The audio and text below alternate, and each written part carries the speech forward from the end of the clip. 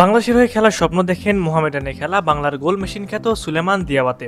Passport জটিলতা থাকলেও immigration নিয়ে নির্দেশের সঙ্গে যোগাযোগ করবেন এই ফরওয়ার্ড। বাংলাদেশের হয়ে খেলার স্বপ্ন দেখেন মোহামেডানের খেলা মালির ফরওয়ার্ড সুলেমান। বাহুবে চাইলে তা সম্ভব বলে জানান তিনি। গত বছর মালির এই ফুটবলারের সঙ্গে আলোচনায় বসে বাংলাদেশ ফুটবল ফেডারেশন। ফিফার নিয়ম মেনে চলে অগ্রগতিও, তবে পাসপোর্ট জটিলতা ও দেশের রাজনৈতিক পট পরিবর্তনে থেমে যায় সবকিছু। কোন প্রক্রিয়া এবং কবে সুলেমান দিয়াবাতেকে দেখা যাবে বাংলাদেশ টিমে, তাই থাকছে আজকের ভিডিওতে।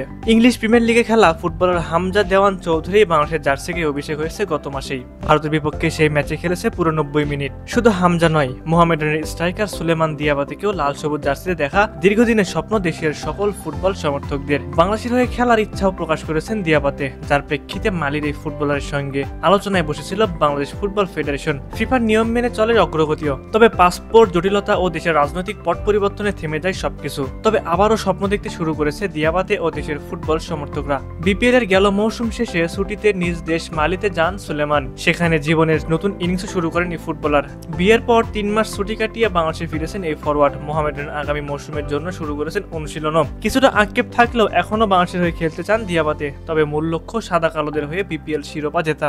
দিয়াবাতে বলেন, আমি বাংলাদেশের হয়ে খেলার বিষয় নিয়ে অনেকবার কথা বলেছি, তা নিয়ে কথা বলতে বলতে আমি ক্লান্ত। তবে ফেডারেশন যদি চায় আমি এখনো খেলতে রাজি, আমার পক্ষ থেকে কোনো সমস্যা নেই। আমি পাসপোর্ট নিয়েও আমার দেশের সঙ্গে যোগাযোগ করেছি, কথা বলেছি। সেখানে কিছু জটিলতা আছে, তবে বাফুফে চাইলে সব জটিলতা কেটে যাবে।